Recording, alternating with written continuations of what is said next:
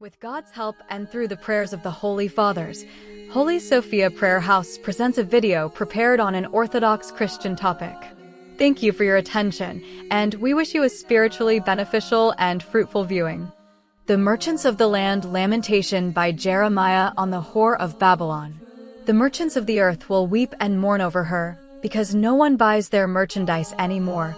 Gold and silver, precious stones and pearls, fine linen and purple, silk and scarlet, myrrh and all kinds of ivory, all kinds of vessels of precious wood, bronze, iron and marble, cinnamon and incense, frankincense and myrrh, wine and oil, fine flour and wheat, sheep and cattle, horses and chariots, flesh and souls of men. Revelation 18 verses 11 to 13.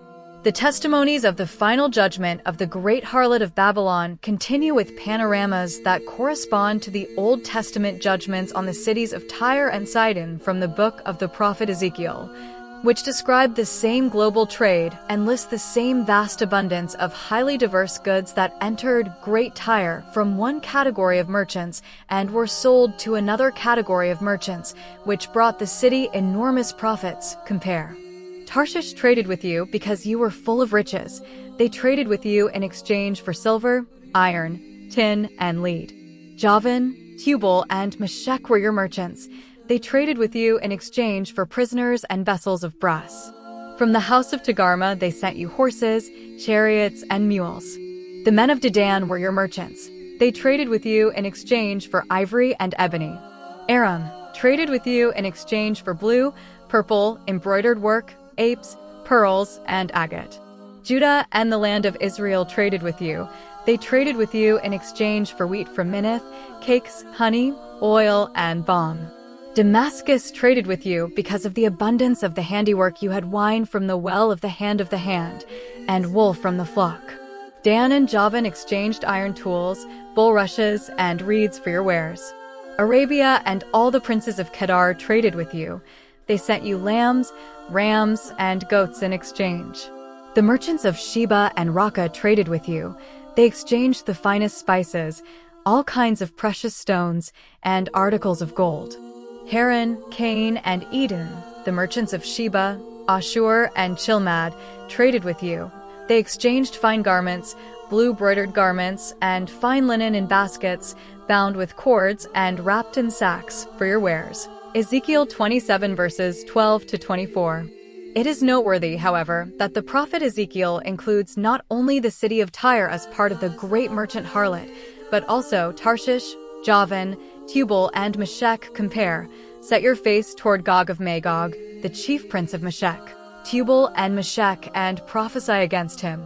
Ezekiel 38 verse 2, Revelation 20 verses 7 to 8, as well as Togarmah, Dedan, the land of Israel, Damascus, and others, that is, the entire world of commerce and trade visible from Judah. However, the similarity of the Old Testament city of Tyre to the merchants of the earth, who mourn the harlot in the prophetic panoramas of the book of Revelation, is limited only to the global and continuous forms of trade and the list of diverse goods, while numerous cities and geographical names are not mentioned in the Revelation accounts. Therefore, there is reason to believe that the types of buying and selling given in chapter 18 are not to be taken literally, and that the unjust trade of the merchants of the earth and the fallen harlot had no visible boundaries. Furthermore, all the biblical lamentations about fallen cities and countries, lamentations over Babylon, lamentations over Tyre, lamentations over Pharaoh king of Egypt, lamentations over Israel, etc., came from the mouths of Old Testament prophets, and there was never any deceit on the lips of the prophets. This means that the earthly judgments executed on literal cities and kingdoms, despite the inherent wickedness of those cities, caused the most sincere sorrow among God's people. In addition, in the book of Revelation, only the kings of the earth who commit adultery with her, the merchants of the earth, the traders and the merchants, whose lamentations Jeremiah also describes as hypocritical. For no one will buy their goods anymore. Revelation 18 verses 11 and 15, 19, will weep and lament over the harlot of Babylon, so her sudden fall will only grieve and depress those who are themselves subject to a similar judgment. while God's people will meet this judgment with joy and gladness. Cf. Rejoice over her, O heaven, and you holy apostles and prophets, for God has judged you. Revelation 18 verse 20. It should be noted separately that commentators alienated from the church's view, when explaining the relevant evidence of the book of Revelation, do so as if from above, forgiving the mystics such outdated concepts as kings, merchants, and those with them, and immediately interpret these concepts according to their own understanding and worldview, as a result of which, instead of the sacred text, the subject of discussion becomes the rendering of this text in modern terms and concepts on the basis of which all further reasoning is built. Whereas the prophetic panoramas of the book of Revelation reflect not the human knowledge and human logic of the end of the 1st century, but the testimonies of the Lord himself. Revelation 1 verse 1. Such testimonies are incomparably more complete and perfect than the reasonings that modern commentators can arrive at only with their own minds, who change the content of the book with their personal beliefs and expectations, which is appropriate to their not very distinguished intellectual level. In other words, if chapter 18 speaks of the kings of the earth, the merchants of the earth, the captains of the ships, the ship owners, and the merchants of the sea, Revelation 18 verses 9 to 19. The true essence of this testimony is based on these very concepts, which are not at all outdated in conveying this content. For example, previous publications have noted that the Old Testament accounts of the fall and desolation of some literal cities take on rather strange forms. These forms can be considered tolerance to the worldview of the inhabitants of Judea 2 or 3 millennia ago, and can be perceived only as an attempt to surprise someone's rather limited imagination. You can't surprise the imagination of modern commentators with such comparisons, because each of them is amazingly intelligent and brilliantly educated, and therefore knows better than the ancient prophets what was really meant. However, the angel of the Revelation, who connects the panoramas of the fall of the harlot of Babylon with ancient prophecies, does not call the inhabitants of adulterous Babylon ghosts and winged serpents, but rather unclean spirits. Babylon is fallen, that great city, and is become the den of devils, and the hold of every foul spirit, and a hold of every unclean and filthy spirit. Revelation 18 verse 2. So there is no doubt that each type of the Old Testament in the description of the future universal desolation of Babylon had precisely such a parable meaning. In addition, those Christians who do not deviate from the teachings of the Orthodox Church know without a doubt that unclean spirits see only human souls as their abode, and perceive all other places as places of torment and wandering. Compare. When an unclean spirit goes out of a man, he seeks a place of rest in dry places and finds none. Then he says, I will return to my house from which I came out. And when he comes, he finds it empty, swept, and garnished. Then he goes and takes with him 7 other spirits more wicked than himself, and they enter and dwell there. And the last day of that man will be worse than the first. So will it be with this evil generation. Matthew 12 verses 43 to 45. Several publications on the site have been devoted to the question of why, in the biblical sense, every man is like a house. See link 1 and link 2. In other words, without man, unholy spirits have neither shelter nor food, and are forced to wander in waterless places for themselves, seeking rest not figuratively, but in the most literal sense, to find those who will shelter the homeless devil in the passions of their own souls. And as a result, every man who is outside the church is a common dwelling for various kinds of unholy spirits, who consider him their home and, in the literal sense, live in him at his expense. In turn, they incite the host to seek ever new and new dubious pleasures, which provide the demons with daily food in the dust. Genesis 3 verse 14.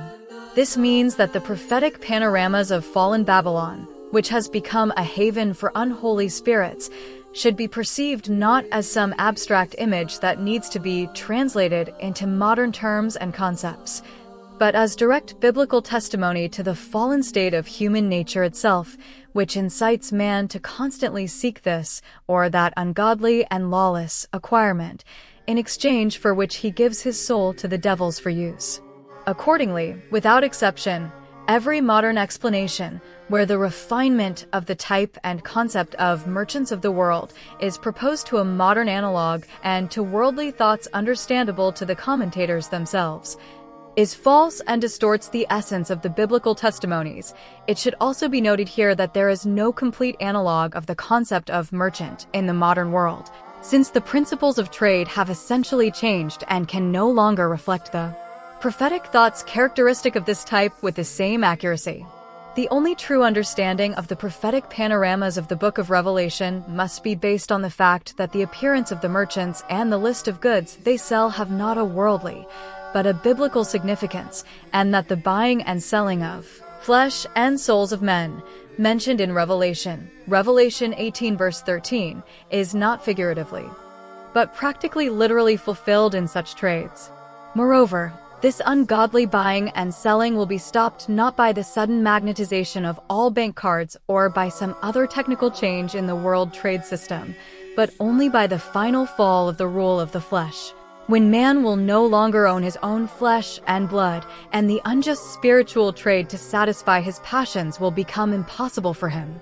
The fruit of your soul's desire has been taken away from you, and all things that are bright and beautiful have been taken from you, and you will never find them again. The merchants of these things, who were made rich by her, will stand far off for the fear of her torment, weeping and wailing over her, saying, "Alas, alas, that great city, that was clothed in purple and scarlet and adorned with gold and precious stones and pearls." Revelation 18 verses 14 to 16.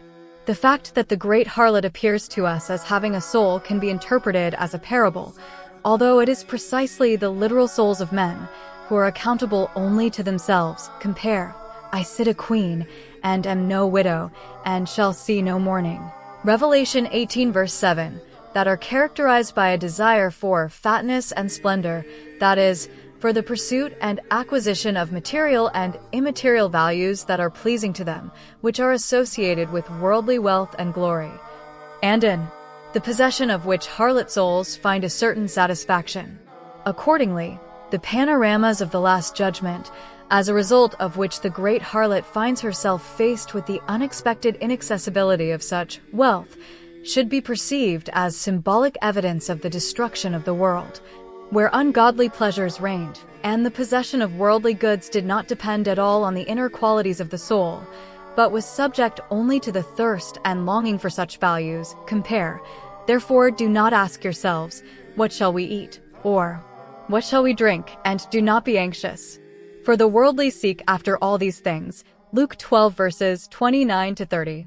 As for the harlot's clothing, it exactly corresponds to the testimonies of the 17th chapter. The woman was arrayed in purple and scarlet, and adorned with gold and precious stones and pearls, and having in her hand a golden cup full of abominations and the filthiness of her fornication. Revelation 17 verse 4. But now it is presented not as a woman's clothing, but as the garment of the great city. Woe, woe, the great city!